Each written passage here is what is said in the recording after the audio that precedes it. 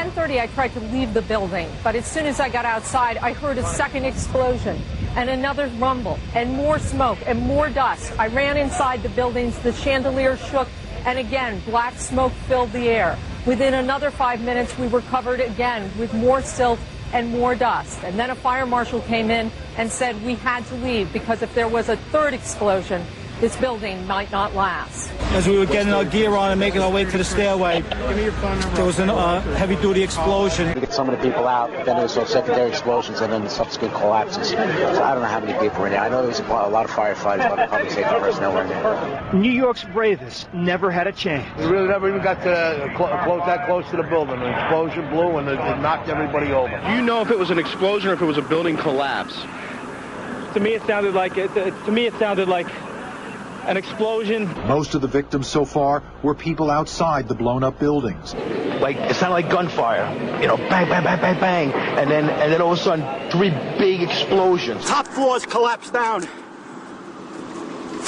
I saw it blow and then ran like hell. Thank God. I'm 69, but I can still run. We heard a big explosion coming down. Everything just went black. Everything came down, glass started popping. People got hurt, stuff went on top of them. And it was a big explosion. Everything got dark, real dark, like snow.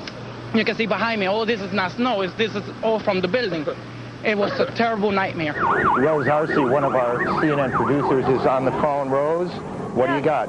I'm about a block away, and there were several people that were hanging out the windows right below where the plane crashed, when suddenly you saw the top of the building start to shake, and people began leaping from the windows in the north side of the building. You saw 2 people at first plummet, and then a third one, and then the entire top of the building just blew up, and splinters of debris are falling on the street.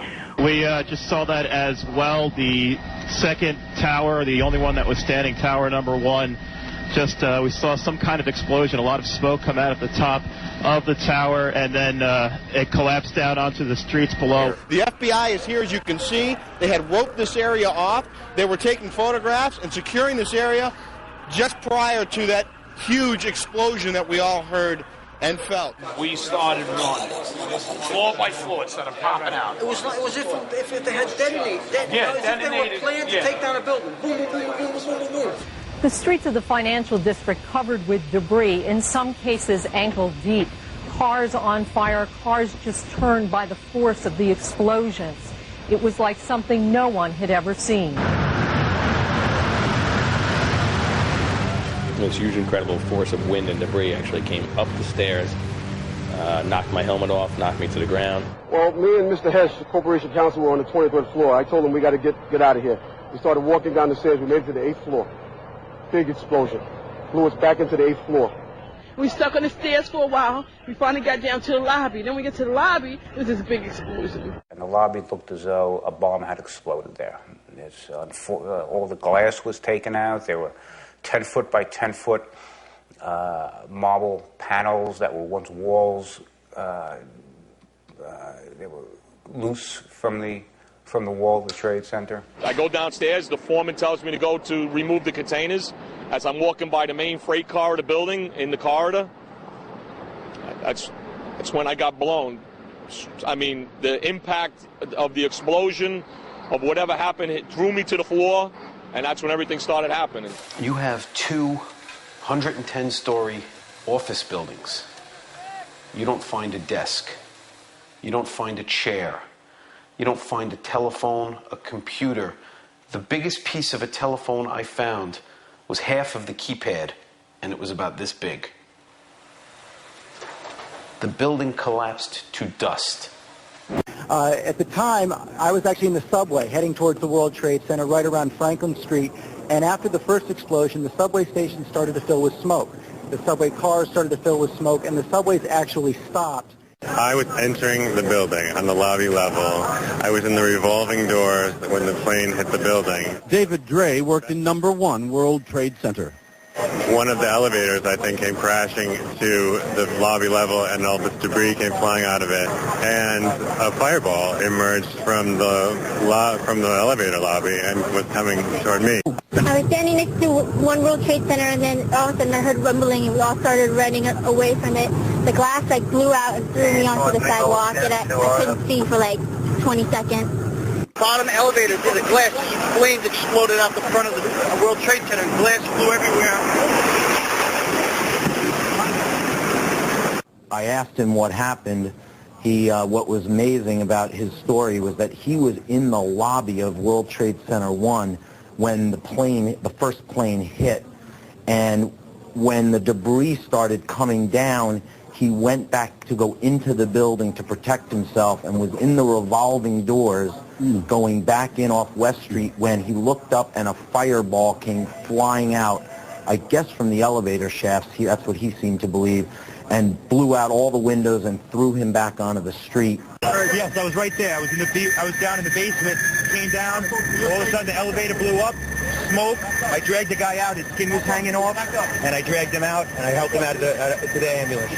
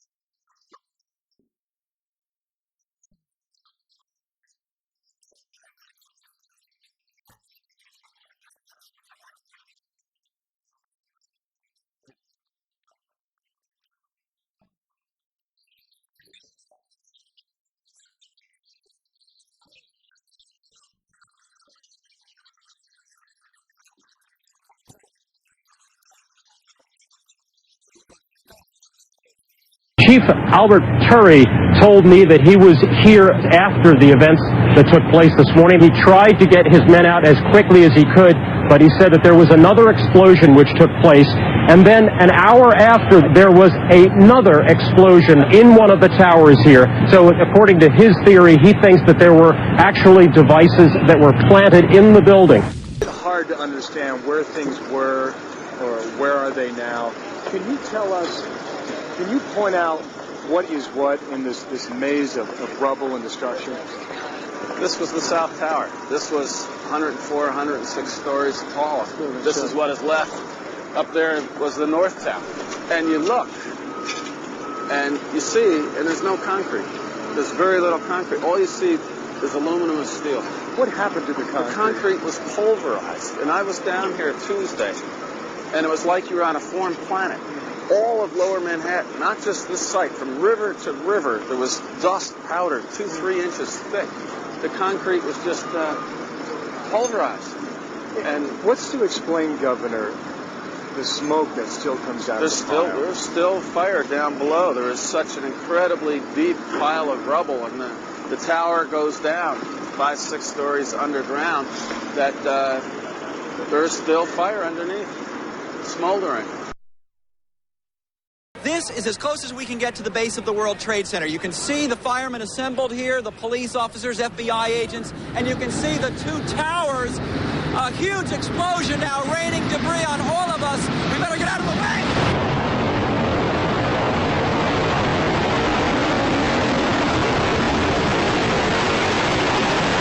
It's just been a huge explosion. We can see a billowing smoke rising. And I'll tell you that I can't see that second tower, but there was a cascade of sparks and fire, and now it looks almost like a mushroom cloud explosion, this huge billowing smoke in the second tower. This was the second of the two towers hit. And I cannot see behind that smoke, obviously, as you can either. The first tower in front has not changed. And we see this extraordinarily and frightening scene behind us of this second tower, now just encased in smoke. What is behind it, I cannot tell you. No one can go in to get the people out. There's small explosions still going on.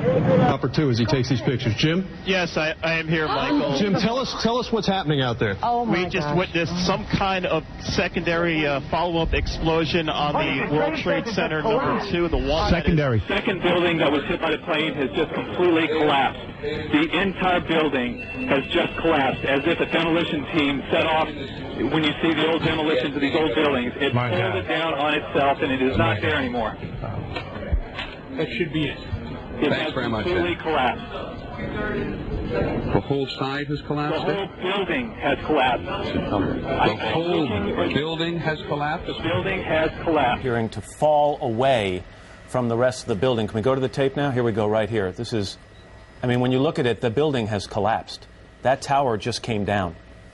It looks like one of those scenes of an old building being, purposely dynamited and blown up. I spoke to the chief of safety for the New York City Fire Department. He received word of the possibility of a secondary device, that is another bomb going off. He thinks that there were actually devices that were planted in the building. Making my way to the foot of the World Trade Center, suddenly, while talking to an officer who was questioning me about my press credentials, we heard a very loud blast, an explosion.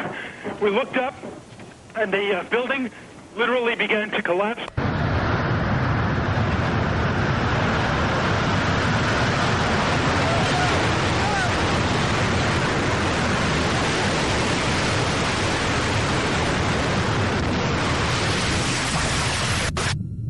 Marine 6 to Manhattan, urgent.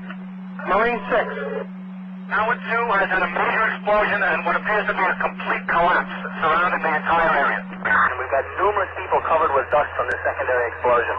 You said it sounded like the 4th of July. You heard a big explosion before the building fell? I saw it as it was happening, and it sounded as if you had 100 of those little black cat firecrackers and you lit them all off at once. That's what it sounded like. It sounded like the finale of the 4th of July over the East River. You're just standing there all of a sudden out of nowhere. You hear this clap, sounds like thunder. The building had shock waves going through. You could see a shock wave go up, the windows blast out. It was like I thought I was watching a movie. It was so, I can't believe this is happening. It's really ridiculous. But came down floor by floor.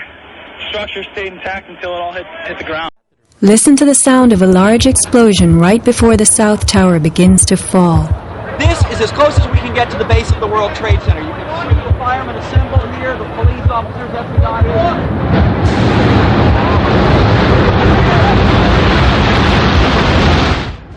agents. Sound reaches us after what we see.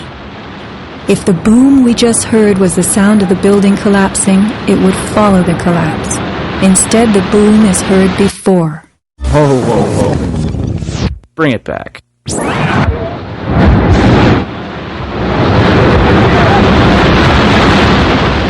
but I was coming toward the World Trade Center looking for CBS crews and asked a firefighter if he saw any. All of a sudden, there was a roll, an explosion, and we could see coming at us a ball of flame stories high. Now, we're joined by one of the survivors of the World Trade Center, and as we talk about the future, as we talk about security, we want to keep our focus on the struggle to find survivors of the World Trade Centers. Marlene, can you hear me? Yes, I can hear you. You're in a hospital bed at Bellevue, are you? Yes, that's true. If somebody told you to hold your head up so you can talk to me, are you uncomfortable? No, I'm okay. I'm feeling a lot better. Yeah, okay, because if you want to put your head back, please do. No, it's okay. Okay, so tell me how you're feeling. How did you get there? What happened to you? I worked for the Trade Center, one of the carpenters, and I was going to go do a job.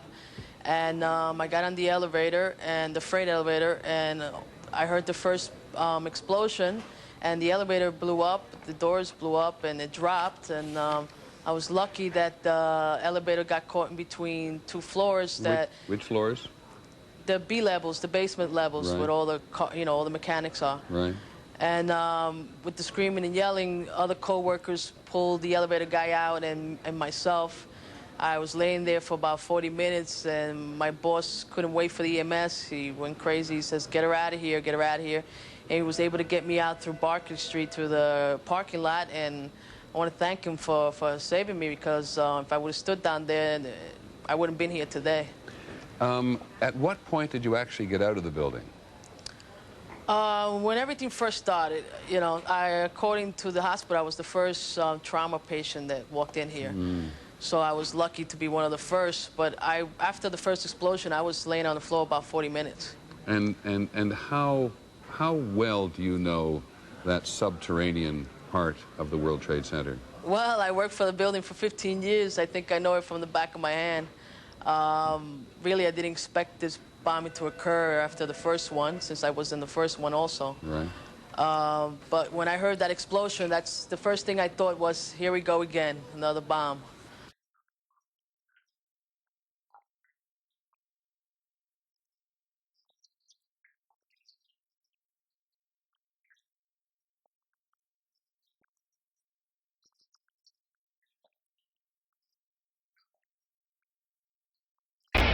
What happened? He was in an explosion. He was in the lobby, and the third explosion, the whole lobby collapsed on us. What was it like? What was it like? Horrible. Like hell. You don't want to know. The whole building just collapsed on us inside the lobby. Was that a secondary explosion? Yes, it was. That was the...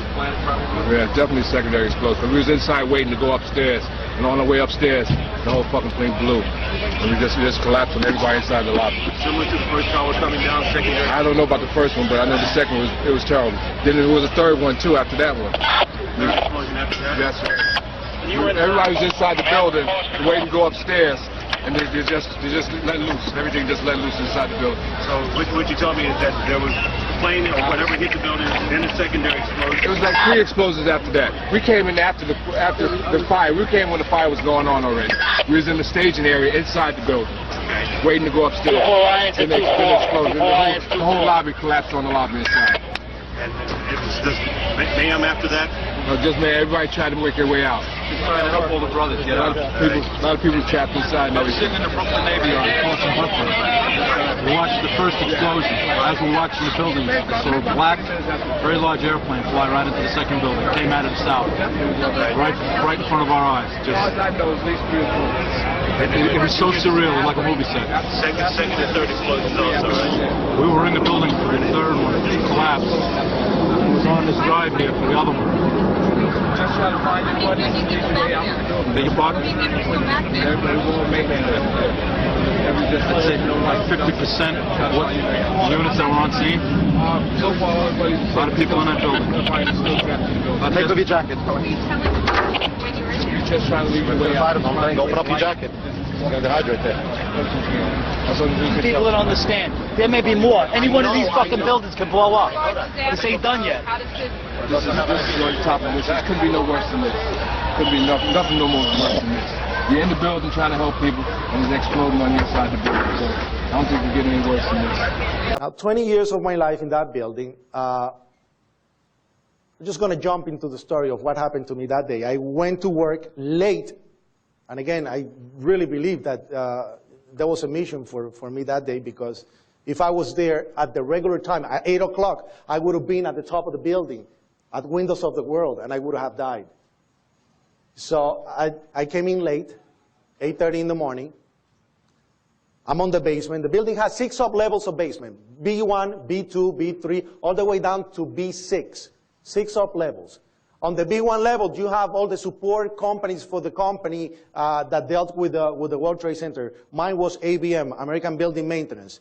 Now, that company actually have the structural contracts, has the painter contracts, they have the mechanical contracts. So our office was on the B1 level. As I was talking to a supervisor, at 8:46, we're like chit-chatting, and all of a sudden we hear, pa! Very strong. Boom! An explosion so hard that pushed us upwards. Upwards. Now, 20 years in the building. Remember that. And it came from the basement, between the B2 level and the B3 level. And at that moment, I thought it was the mechanical room, where they have all the pumps and the generators for the building, that maybe a generator just blew up on the basement. Now, 20 years in the building, you know something that comes from the bottom and something that comes from the top. At that moment, everybody started screaming. And it was, the explosion was so hard that all the walls cracked, the false ceiling fell on top of us,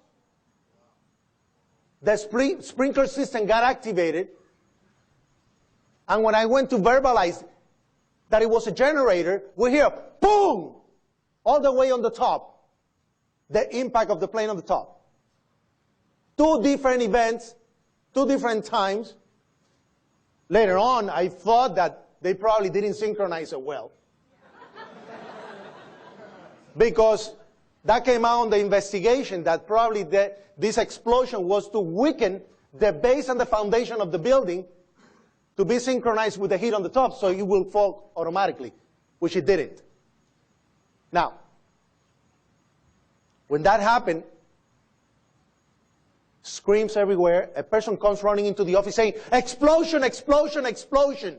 His hands were extended, and his skin was pulled from under his armpits all the way to the top of the fingertips, and it was hanging on both hands. And I didn't know what it was. I thought it was a piece of clothing. And then I realized it was his skin, and I said, what happened? What happened? And when I look at his face, finally, he got missing pieces of his face. A black guy named Felipe David from Honduras, who I didn't know. He worked for Aramark, the company that put all the soda machines into the machines, the candies into the candy machines. And he was located on the B2 level when this explosion happened, and he put his hands to cover his face because there was fire. And that's how he got burned. That's Felipe David here. You see, this whole thing was hanging. On the other side, you don't see it there, he was burned as well. So at that moment I said, don't move. I was going to pick up the phone to call the emergency medical unit that was located on the building 2, the south tower. Building 1 and building 2 connected through the basement. And I went to pick up the phone when I hear another explosion. And that was so hard that the building oscillated so much that the walls cracked again.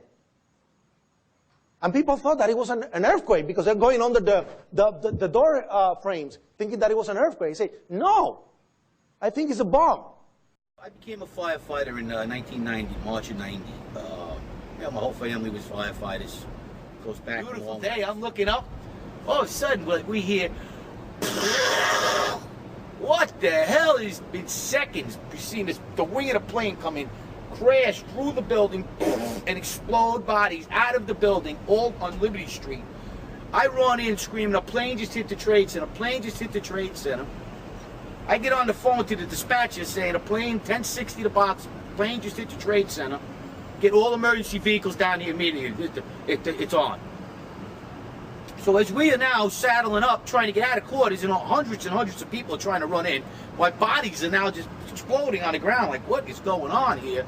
The street was on fire. We were so dumbfounded because by the time we got around to the corner, to the west side, there was 30 floors of fire. We were like, holy cow, something's up here. And we got into the lobby, went to the command post right next to Father Judge, Chief Gansey, Chief of Department at the time, God rest his soul, and Father Judge. We got there, we got our orders from the command post to team up with Engine 5 and start our way up, right? So we're standing there in the lobby, we're getting all together. All of a sudden, we hear, I look down to my right, and the elevators exploded, something out of like a Bruce Willis Die Hard movie. People just come running out of the elevators, on fire, fireballed. I mean, it was like, what is going on here? Something's up here. I mean, the plane's up there, now there's fire down here. People will run around all on fire. This is crazy. So we said, look, we had our orders. That's our job. We're going to do what we got to do. So we were going up the stairs. As we were going up, you know, there was fire here, there was fire. People burnt up on different levels, and we were trying to get a read on what floor are you coming from? What floor are you coming from? Just, is there fire on your floor? Is there fire on your floor? We were asking, and they were like, no, there's some fire on our floor. There's people trapped on other floors, and we're like trying to get a read. These people were pretty calm. People burnt coming down, just saying thank you, fireman. We were going up, heading up to the 24th floor of the stairwell, and all of a sudden we heard, Mayday, Mayday, second plane, second plane. Swift, we're looking at each other like, come on, second plane, there's no way there's a second plane. Within seconds, our building got rocked. We got bounced around in the stairwell like pinballs, man. And we just said, you know what, time to go. We got out as much people as we could. Most of the people were out. We were the last guys going up the stairs. We got down, we started taking off, about 12 of us. We got down to the 3rd floor, and that's where the stairwell collapsed on us. And we had to dig our way out. Now the building's coming down. We can't see nothing. Once again, saying our prayers. You know, the show is over here now. This is it. And with that, all of a sudden, we're looking for another stairwell. Me and the lieutenant open the door. We find a body in this closet. We were like, what the heck is that? Where did this come from? Holy shit, what's going on here? Something's crazy going on. We got our way out of the 3rd store, and that's where the maintenance fella with a little flashlight saved our lives. He was pointed over, and if it wasn't for him, we never would have found another stairwell. The building would have collapsed. So Willie Rodriguez? Willie Rodriguez. Thank you, Willie. He saved our lives. Saved about 12 guys' lives that day. At least. We got down to the lobby, and everything was blown out, exploded. Everything was. And we were the only ones in the lobby now. We're going, wait a second here. Where is everybody? Because the building was coming down the outside. They moved the command post to World Trade Center too. So now we're like, we didn't get no. Where is everybody? We were in the lobby. It looks like everything was exploded. Everything was gone. We're like, what is going on here? We didn't know. We were like, this is crazy. All of a sudden, we said, listen, man, no time to cry for your mommy. We got to get out of here. So we took off like cockroaches. 12 of us. We all went our own ways. I ran across North End Avenue, went out, ran the building, throwing my gear off, strip it down to my skivvies. I was standing on the ledge, watching the building come down. I was diving in the river to Jersey. I said, this is it, man. This is the end of the game here. I mean, I made it this far. I'm not going to let them get me now. No way. And what happened was, after that, we ran down North End Avenue, and there came the other tower. We were like, something's very wrong here. And as we ran, we ran down. We came around to Duane Street, where the filming of the French guys were that morning. And we had to go check in with the chief on Duane Street to count how many guys we thought might have died, and guys in my company who we were with. So we kind of figured we lost 3 right at that time. We actually ended up losing 5. And what was your feeling about the lobby being so destroyed, as you said? I mean, we were saying, how is this happening when it was 80 stories up? And, you know, like, we was just, you know, you think about it, you say, something else had to go on here.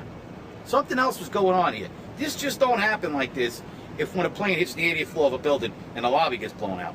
Sorry. I don't care who you are. I don't care what you know, the tower was coming down from the, it was funny because Tower 1 was coming down from the interior on us. You know, so a lot of people don't know that. A lot of people, you know, it just didn't poof. It was coming down. It was coming from the interior. It trapped us on the 3rd floor, and we were like, this thing is definitely coming down, man. Because, you know, the inside structure was just disintegrated. We're like, how is this happening when the plane was up 50 more stories and the stairwells collapsing on us? Something wasn't right, man. Something wasn't right in Denmark that day. And, you know, like I said, if it wasn't for that maintenance guy, Willie Rodriguez, you know, there would have been a couple of more firemen dead, a couple more people dead. He saved the lives of about 12 people. The first plane we thought was a mistake. But then the second plane, we said, we're under attack here. And, you know, and for them to give us about a 3-second warning on that, hello, who's looking out for us here? Not only that, you had a message broadcast inside building 2 telling people to... Yeah, I remember that myself. You heard that. Stay home. Stay home. So we're like, who is this guy to tell anybody at this point in time? I mean, for the first time we got to the West Side Highway, we looked up and there was 30 floors of fire. You got another building right next to you with thousands of people in it. Get them out. It's plain and simple here. Oh, go back to work. Go back. Yeah, now they'll never go back to work. Now nobody will go back to work.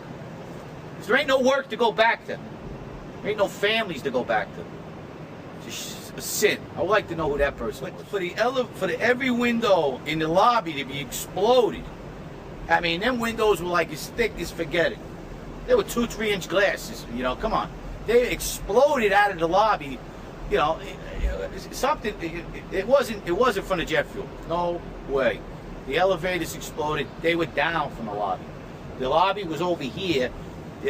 That should never have happened. Something would happen there, and that wasn't.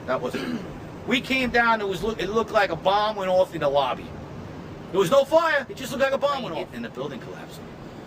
The time and the things that went on between the plane and by the time the buildings came down, there was a lot of things that happened that makes you really wonder what went on there.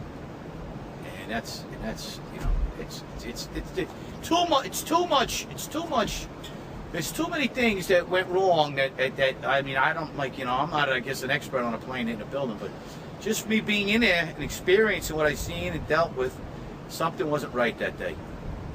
And I think everybody in that lobby knew it, because you look at their faces and you could see fear, death, destruction happening in seconds. What do you think of his response on moving the memorial this year?